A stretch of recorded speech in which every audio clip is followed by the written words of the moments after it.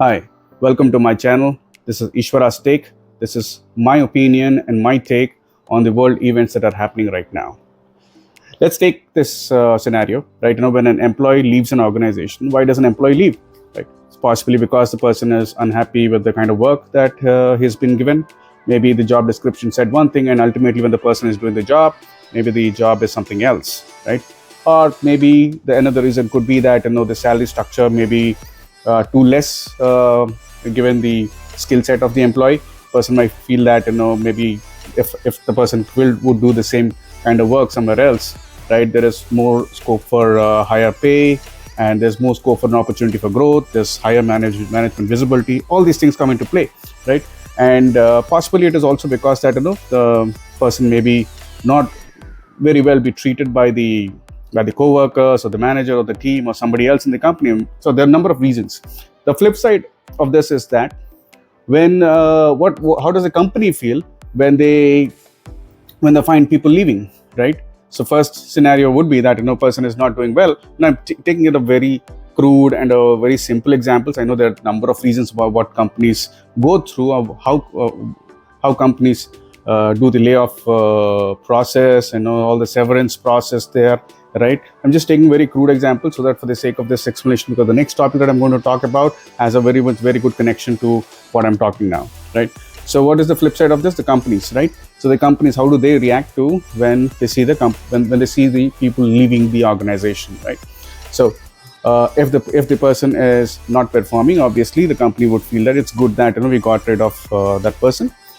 If there is a performing category person, right, who does what he or she is told to do, right? So that's where the company feels that okay, that is a loss, because that group of people who fall under this satisfactory group rating, right, where whatever has been told to the person, right, the person is doing exactly the same thing. Everything that the training has taught the person to do, the person is replicating the same kind of understanding and same kind of training on the work in real time. So that is something the company truly wants, right? So people of that kind, if they're leaving the company, obviously it is a loss for the company, right? They would feel the loss, right? And they will actually work hard to make sure that those people, they retain such a talent, right? The third category of the people who would leave the company, who when they leave the company, are the ones who are like the better performers, who not just deliver the work that they've been told to do, or what they've trained to do, or what they've acquired over the period of years, right? All the skill set and all the understanding of the work and the talent that they have. They also go beyond it and make sure that they solve the problems. Every process, everything that we do in the organization, right? It's not that even we stick to the process. There are so many dynamics involved.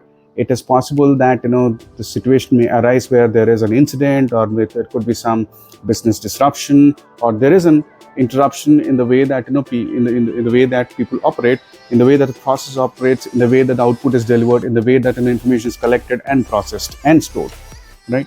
So these are the people who go beyond their role and then make sure that the problems are solved, and that kind of intelligence and talent are the better performance. And when such people leave the organization, the company all really suffers from the loss, right?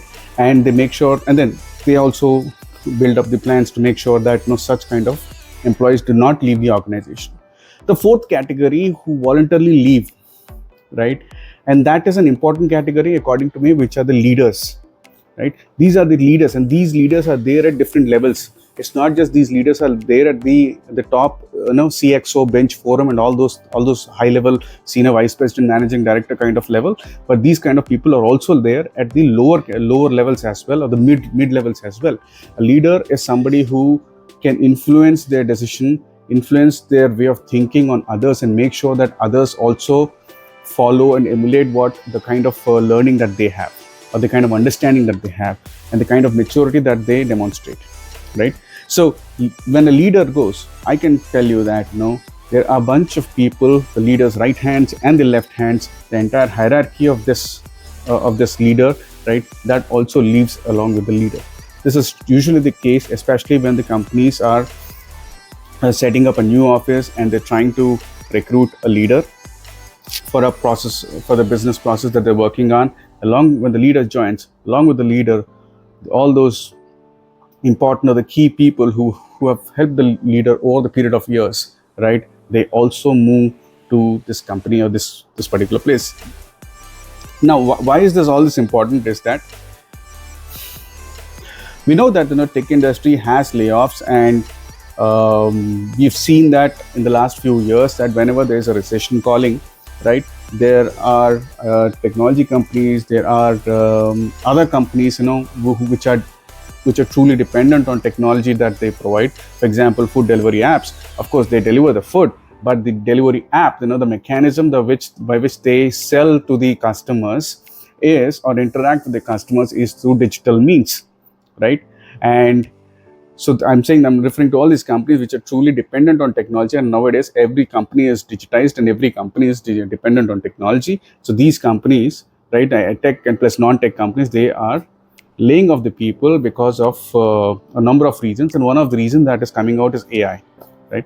But what is AI? Something like that, we'll talk in the next topic. But right now, what I want to say is that whatever that we are seeing with respect to layoffs that is happening in the technology and non-technology world is happening in the government of United States of America. So let's look at the kind of layoffs that are happening in the government services of America. After Trump took over the presidency in January of this year, he started a program called as the DOGE, D-O-G-E, Department of Government Efficiency. The objective of the DOGE program is that, or the DOGE department is that, to identify areas for improvement, identify where people can enhance the skills, identify where there are redundant jobs, and ensure that the number of jobs are reduced in that way, and the work is and the efficiency of the work is increased, and in that way make sure that there is less spending on the government services and there's high delivery from the government services. So this is like a simple theme, a theme or the idea behind the DOGE program. Elon Musk was identified as the person to take over the DOGE program. So Trump has appointed Elon Musk, who's the CEO of X and Tesla. He has appointed Elon Musk to run the DOGE program for his administration. As a result of that, Elon had identified multiple areas of improvement, multiple jobs which he felt was redundant in nature, but then they were still there, right? But then I think there was a difference between what the way that Elon would want to run the program versus how Trump envisages to run the program. And because of that, there was a rift between both the people, and between Trump and Elon Musk. And as a result of that, Elon left DOGE department. So there was a lot of confusion after that what is the future of DOGE? How does DOGE impact the people of the country? Like, if it is going to remove resources from government services, obviously that is going to impact the services that the government facilitates to its people, right? Ultimately, the citizens or the people of the country will get impacted. So there was this constant fear, and also that there were so many veterans who have served for the country, and they have joined the government offices, and they've been given government jobs under different kinds of schemes and different kinds of programs, right? And they were working on it. So, and if those kind of people also lose their jobs, then it's really going to impact the confidence levels, the lifestyle of those people, and it's going to be a constant fear and constant intimidation on these people. These are the people who have worked in the armed forces, the military forces, and when they go back to the country after fighting for the country, they go back to the country, and then they get a job, right? And if they're sacked from the job, yes, that's going to impact their entire lifestyle, their entire life, their families, and their finances and everything, right? So the DOGE program started off well. There was good support for DOGE, that it's going to improve the efficiency of the government, it's going to identify resources of people who are not working so well, and they get replaced or they get laid off or something like that. But because of the rift between both the gentlemen, Elon left, and after that, nobody knows what is going to be the future of DOGE. Now, very recently in the mid-September, there was an announcement made that the Doge, it started a program called as some deferred employee resignation program or something like that. As a result of that, they are going to lay off about 200,000 people working in government services. 200,000 people, that's a huge number of people, right? Even to imagine, that's like a whole medium-sized city, right? 200,000 people, they're all getting laid off, right? And the cost of the layoff is going to be about $14.8 billion. But somebody from the Trump's officials group, right, somebody, they have made a statement that although the cost of laying off this 200,000 people is going to be about $14.8 billion, it is going to save the economy of United States by $28 billion on an annual basis. Remember, I was saying that, how does the company feel when it lays off people or people leave? Nobody really feels in a way that, okay, I'm going to save a lot of money.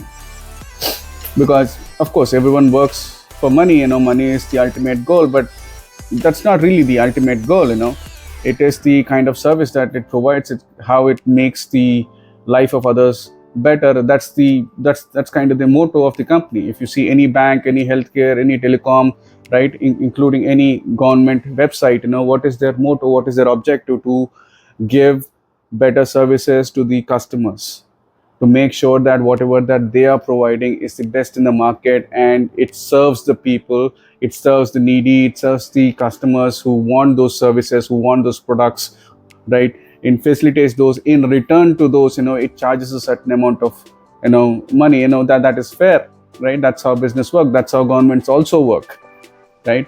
And look at also this angle, right? These 200,000 people, they are working in government services, which means that they all have they all are taxpayers. Where does the government get the money from? From the taxpayers' money. The taxpayers' money becomes the funding source for the government. If 200,000 people are laid off, their taxes are also gone. The input of taxes from these 200,000 people to the government is also gone, right? As a result of this, a lot of people leaving, right? That is going to impact the services that people have a right to receive from the government services. For example, postal services, example, healthcare services, maybe pension areas, maybe there's some finance area there. So there are, and this is not in one particular department, this is across departments. So a lot of people getting laid. The cost of laying them off is about $14.8 billion. But it's good. But somebody in Trump's official, they announced that that's going to save about $28 billion annually for the administration. This is a very negative take on laying off people. I don't think this is the right mechanism. The best way would be to lay off, if anybody, even if you see the tech and non-tech world, when they lay off the people, right, it's not that they take a huge bunch of okay, I'm going to lay off 10%. No, that's not the way that people think. They are going to see that, I'm not going to do this particular business for the next 5 years, and this is not my strategy. So I may want to actually remove the entire belt of people in that particular department. But then they still make an effort to identify who are the important ones, who are the key players, who are the key resources here, and they try to move those resources. And the key resources, usually they don't lose their jobs. Similar mindset has to be applied. Maybe that was the difference between what Elon was trying to say and what Trump's administration was. I think Trump was singularly focused on removing the people, reducing the job cost. As a result, he can save the dying economy of America. But Elon, I think he's a more strategic person. I would say that, he is, of course, money-minded. He runs companies. I think he understands this math better than Trump. And that's the reason that he had a different point of view, to not remove everyone. It's only keep the important ones there. And then even if you have to remove people in smaller chunks, so that their impact to the government services and the facilities that the government provides to the people is minimized. right? So this is what is happening in US. The people, the veterans, they're living in fear and intimidation. I'm so sorry for what is happening there. This is not how it is supposed to happen. There are people leaving America, but that is again not supposed to happen, right? But this is all happening. But one thing to note is that all the media, right, they're trying to, and then the newsletters, right, news outlets, right, they are writing a lot of content on this, and people are also making a lot of content on this. They're using words like intimidation. People are living in fear, anxiety. There's a lot of apprehension what is going to happen to their future, what's going to happen to their finances. They're going to lose their money. They have to shift to a different country or migrate to a different place. They have to beg. Some people may end up doing crime or may end up in prison. There are so many things like this. But what I'm trying to tell you is that not everything is so bad in America. It's a beautiful country, right? There are a lot of wonderful people working there. There are so many entrepreneurs working there. There are so many people who are in these, in this performing and better performing category. They are there in US. They're working in the companies there. It's just that people, it's just the way that things are happening. Trump's administration, what can we say more about it, right? With that, I'll take leave. If you've come this far, I'm sure you like the video. So do subscribe to this particular channel. This is Ishwara. I am Ishwara. This is Ishwara's Take. This is my opinion on the world events that are happening. With that, I'll see you in the next video. Take care. Bye-bye.